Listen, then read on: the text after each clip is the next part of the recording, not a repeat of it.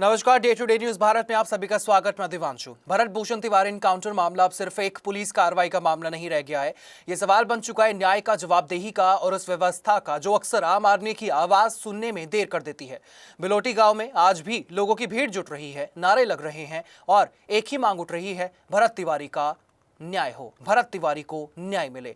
7 दिन तक चुप्पी के बाद आखिरकार भोजपुर के एसपी श्रीराज भरत तिवारी के घर पहुंचे।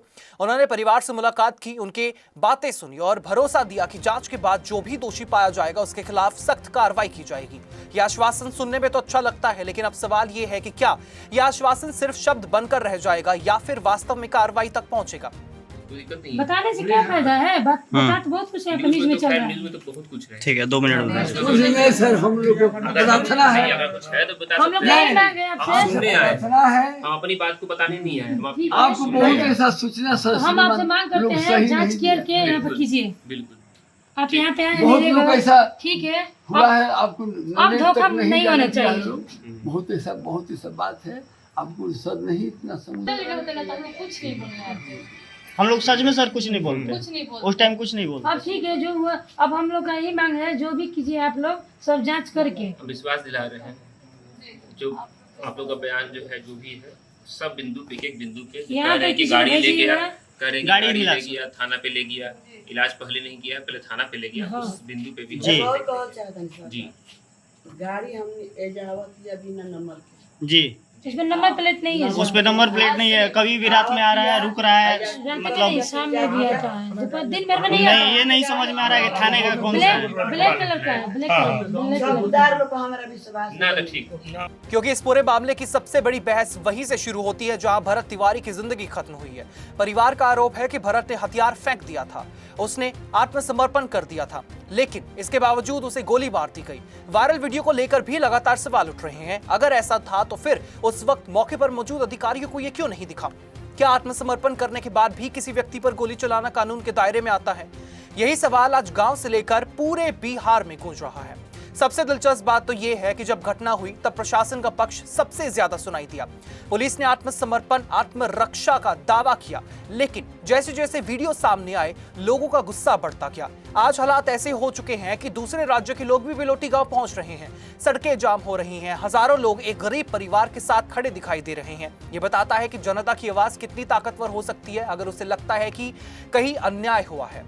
जनसुराज के संस्थापक प्रशांत किशोर भी परिवार से मिलने पहुंचे। उन्होंने साफ कहा कि यह सिर्फ एक युवक की मौत का मामला नहीं है, बल्कि ये उस व्यवस्था का आईना है जिसमें सवाल पूछने पड़ रहे हैं कि क्या कानून सबके लिए बराबर है। परिवार की मां आशा देवी ने भी साफ शब्दों में कहा कि उन्हें ना नौकरी चाहिए, ना मुआवजा चाहिए, ना ही कोई राजनीतिक सहानुभूति, उन्हें सिर्फ न्याय चाहिए। एक मां का यह बयान पूरे मामले की दिशा तय करता है। अब जब भोजपुर एसपी खुद गांव पहुंचकर कार्रवाई का भरोसा दे चुके हैं तो लोगों की उम्मीदें भी बढ़ गई हैं। लेकिन इतिहास गवाह है कि ऐसे कई मामलों में शुरुआत में बड़े बड़े आश्वासन दिए जाते हैं और फिर समय बीतने के साथ फाइलें धूल फाकने लगती हैं। इसलिए अब असली परीक्षा एसपी और जांच एजेंसियों की है। क्या वे सिर्फ बयान देंगे या फिर उन सवालों के जवाब भी तलाशेंगे जो जनता पूछ रही है?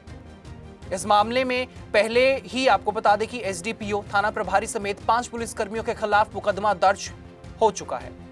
यह अपने आप में बड़ी बात है, लेकिन जनता अब एफआईआर के आगे की कार्रवाई देखना चाहती है। क्या जांच निष्पक्ष होगी? क्या जिम्मेदार अधिकारियों से कड़ी पूछताछ की जाएगी?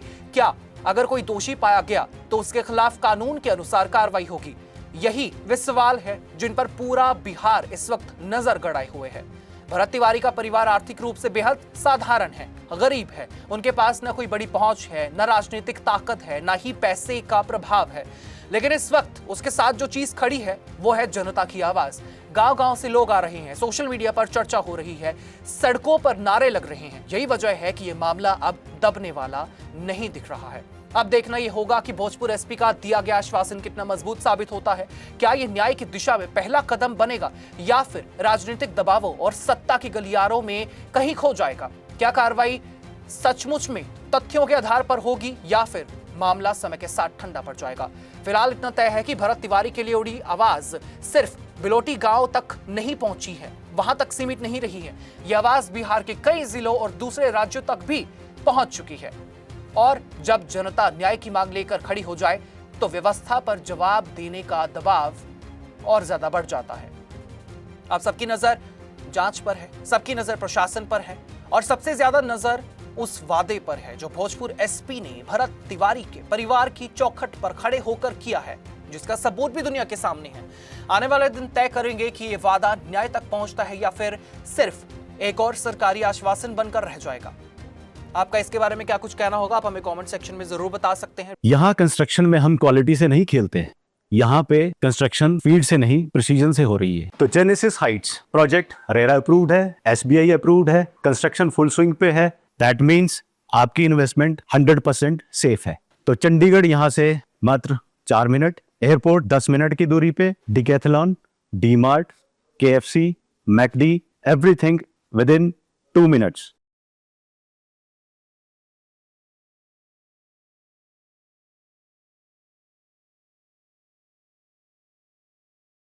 Day to day news Bharat आपके साथ हमेशा वादा करता है निष्पक्ष और सटीकता के साथ आप तक हर एक खबर, इन्फॉर्मेशन और अपडेट इसी तरीके से पहुंचाता रहेगा। हमारे चैनल का कोई भी पत्रकार ना किसी से कोई तोहफा लेगा, ना कि विज्ञापन नहीं करेगा, किसी को ब्लैकमेल। इसी के साथ हमारे चैनल का मकसद होगा लोकतंत्र के चौथे स्तंभ को लोगों की नजरों में फिर से मजबूत करना। मुझे दीजिए इजाजत और हमें किसी सोशल मीडिया प्लेटफॉर्म पर लाइक, शेयर, सब्सक्राइब करना बिल्कुल मत भूलिएगा।